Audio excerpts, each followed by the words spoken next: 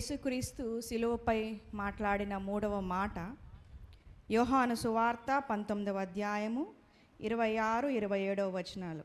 నేను చదువుతాను. యోహాను సువార్త 19వ అధ్యాయము 26, 27 వచనములు.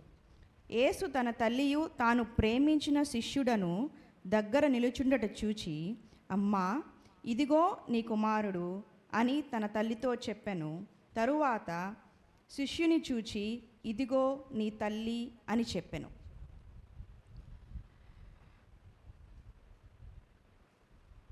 చివరి మాటలు, యేసుక్రీస్తు శిలువపై మాట్లాడిన చివరి 7 మాటలు, అంటే ఆయన మానవధారిగా ఉన్నప్పుడు చివరిగా ఆయన మాట్లాడిన 7 మాటలు.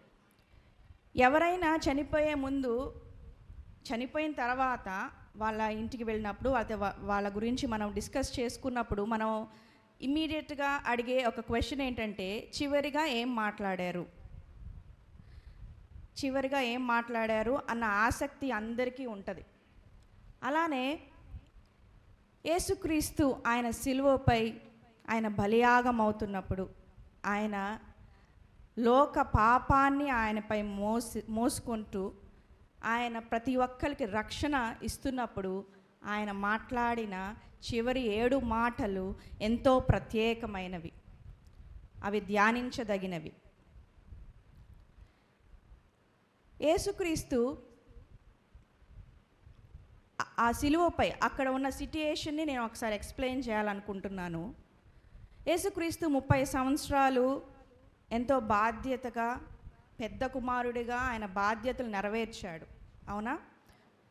మనకి శిశువుగా ఉన్నప్పుడు జరిగిన సంగతులు, అలానే 12వ సంవత్సరంలో ఆయన్ని యెరూషలేముకు దేవాలయంకు తీసుకెళ్ళిన సంగతులు తప్ప మనకి 30 సంవత్సరాల్లో మనకి ఎక్కువ మెన్షన్ చేయబడి లేదు.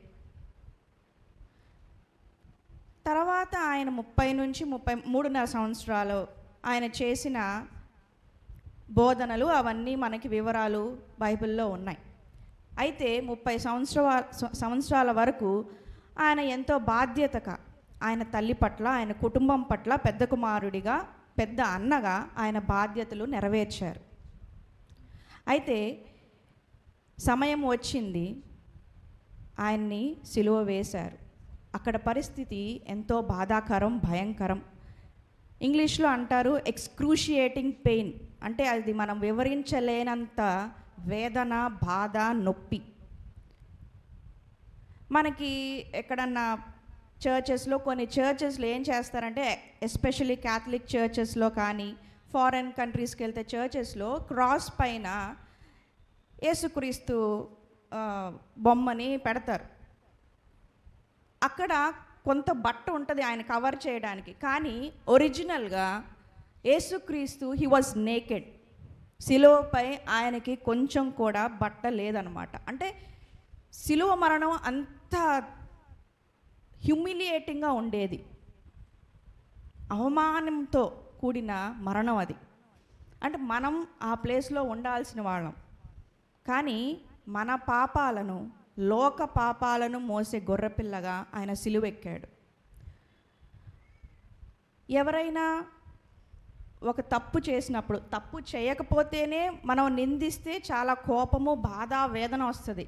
అలాంటి తప్పు చేస్తే తప్పు చేసిన వాళ్ళని నిందిస్తేనే బాధ అనిపిస్తుంది. తప్పు చేయని వాళ్ళని నిందిస్తే ఇంకా బాధ కలుగుద్ది. నేను ఆ తప్పే చేయలేదు, నన్ను ఎందుకు అంటున్నారు అన్న బాధ మనకు కలుగుద్ది. అవునా? కానీ అక్కడ శిలువపై యేసుక్రీస్తు ఏ తప్పు చేయనివాడు, పాపమే ఎరుగనివాడు, పాపి అయి అక్కడ బలవుతున్నాడు.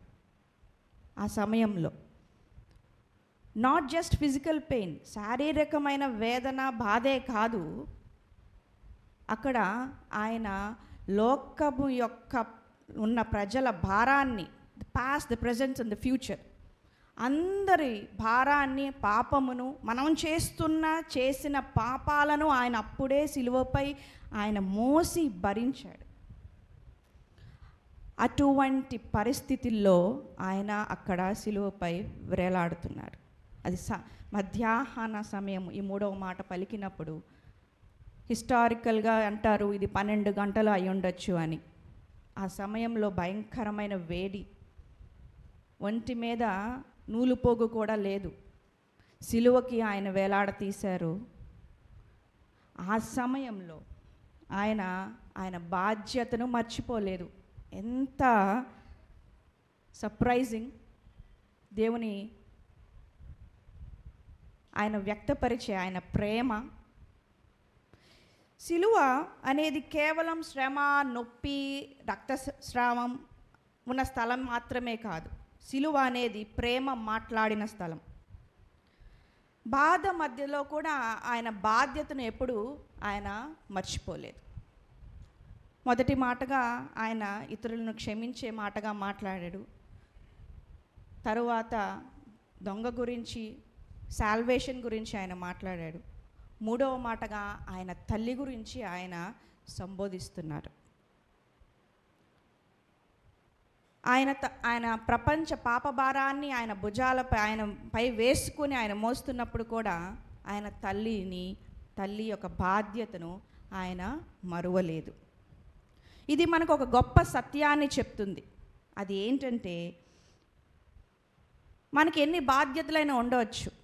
అంటే మన డైలీ పనుల్లో, మన జాబ్స్లో, లేకపోతే మినిస్టీరియల్ వర్క్స్లో ఆధ్యాత్మిక బాధ్యతలు ఉంటాయి.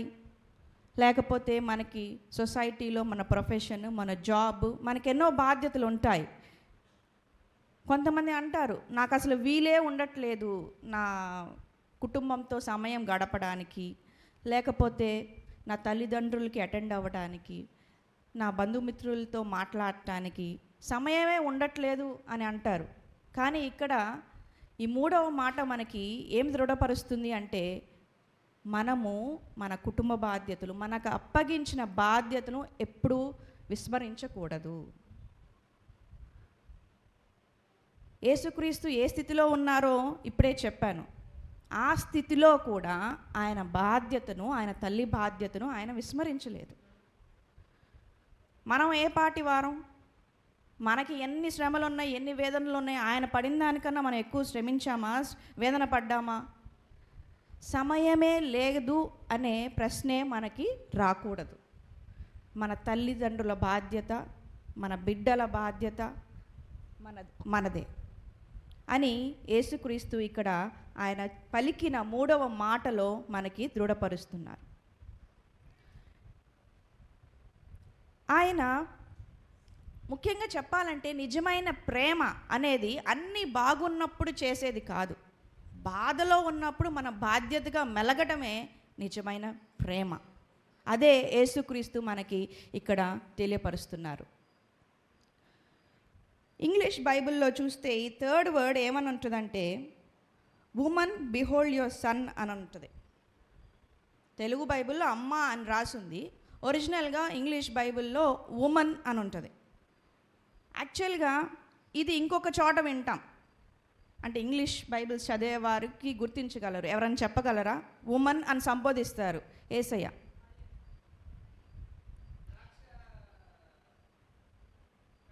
కానా పెళ్లి విందులో అక్కడ కూడా వాళ్ళ అమ్మని ఉమన్ అని సంబోధిస్తారు. అది తప్పు కాదు. యాక్చువల్గా ఏంటంటే, గ్రీకు ఒరిజినల్ భాషలో అది గైనై అనే పదము, అంటే స్త్రీ లేదా మహిళ అనే గౌరవ పూర్వక సంబోధన అన్నమాట. ఇక్కడ తల్లి లేకపోతే ఉమన్, స్త్రీ అని చెప్పడం వల్ల ఇక్కడ ఒక కుమారునికి లేదా ఒక బిడ్డకి తల్లికి ఉన్న సంబంధాన్ని మించిన సంబంధం ఏంటంటే, ఒక రక్షకుడికి, ఒక మానవునికి ఉన్న సంబంధం చూపిస్తున్నది ఈ పిలుపు, ఈ సంబోధన. సిలువ కింద రక్త సంబంధం కాదు కానీ విశ్వాస సంబంధం ఏర్పడింది. ఇది మనం గ్రహించాలి. అంటే తన తల్లిని చూసుకున్నాడు, తన తల్లిని బాధ్యతగా అప్పగించాడు, రైట్, కరెక్ట్. యట్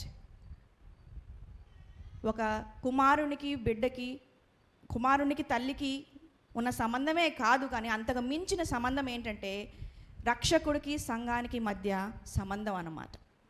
ఆ బాధ్యత ఆయన ఎంతో ప్రేమించిన ఆయన శిష్యునికి యోహానుకి అప్పగించాడు.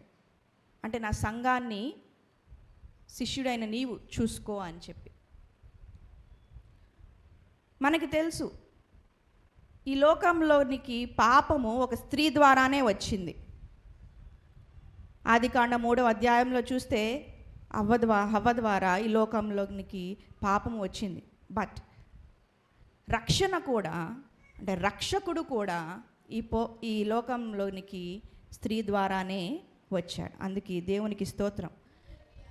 ఇక్కడ సిలువపై ఆ స్త్రీని యేసుక్రీస్తు గౌరవిస్తున్నాడు. అంటే దేవుని కోసం ఉపయోగపడిన పాత్రలు ఎప్పుడూ ఆయన మర్చిపోడు. Mary was a very humble woman. Gabriel దేవదూత ఆవిడ దగ్గరికి వచ్చి అన్నప్పుడు ఆవిడన్న మాట ఏంటి? నీవు అన్నదే జరుగును గాక అని చెప్పేసి ఆవిడ అన్నారు. She was a very humble woman. But యేసుక్రీస్తు ఆయన శిలువపై చనిపోతున్నప్పుడు ఆవిడ్ని మర్చిపోలేదు. ఇక్కడ యోహానికి యేసుక్రీస్తు, నువ్వు ఆవిడని చూసుకో, నా తల్లిని చూసుకో, లేకపోతే అప్పుడప్పుడు పలకరించు, సందర్శించు, ఆవిడకి కావాల్సిన అవసరతలు తీర్చు, ఏమైనా కావాలంటే కొనివ్వు అని అన్నారా? ఏమని అన్నారు?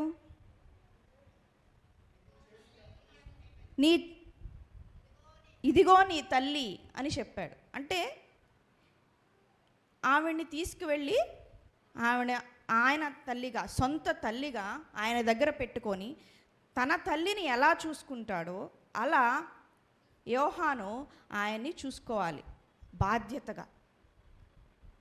That was the entrustment given to John. అటువంటి బాధ్యతను యోహానుకి అప్పగించాడు. ఇది ఒక సంబంధం ఏర్పరచడం, ఒక కుటుంబాన్ని అక్కడ సిలువ దగ్గర యేసుక్రీస్తు ఏర్పరుస్తున్నాడు. అంటే జస్ట్ ఆవిడని సందర్శించు, ఆవిడని చూసుకో, ఆవిడ బాగోగులు చూసుకో, ఆవిడ హెల్త్ బాగాలేనప్పుడు ట్యాబ్లెట్లు కొని హాస్పిటల్కి తీసుకెళ్ళు అని కాదు ఆయన చెప్తుంది.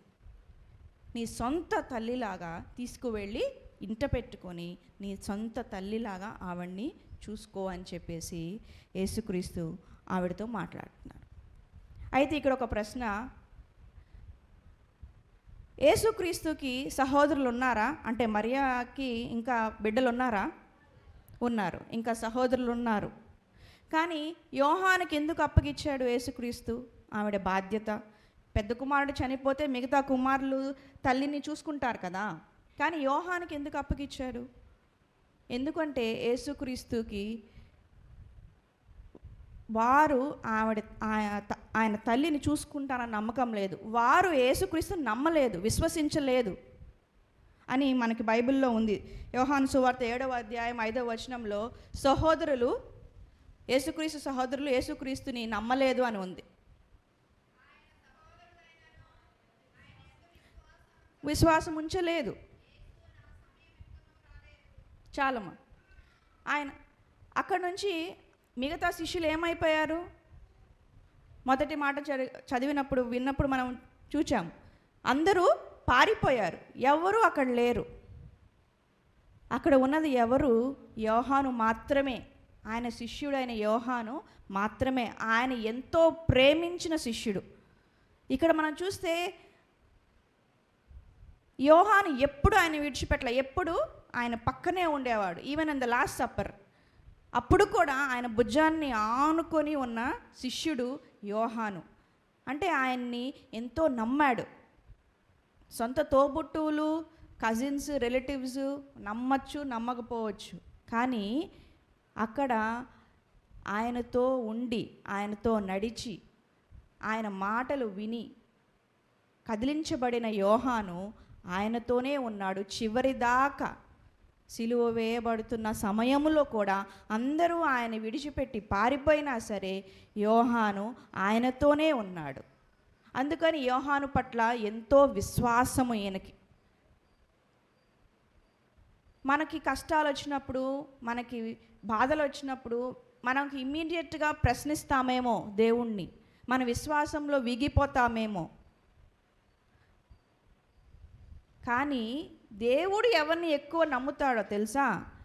అటువంటి పరిస్థితుల్లో కూడా, కష్ట నష్టాలు, బాధలు, వేదనల మధ్య కూడా ఆయన మీద ఆనుకున్న వారినే యేసయ్య నమ్ముతాడు.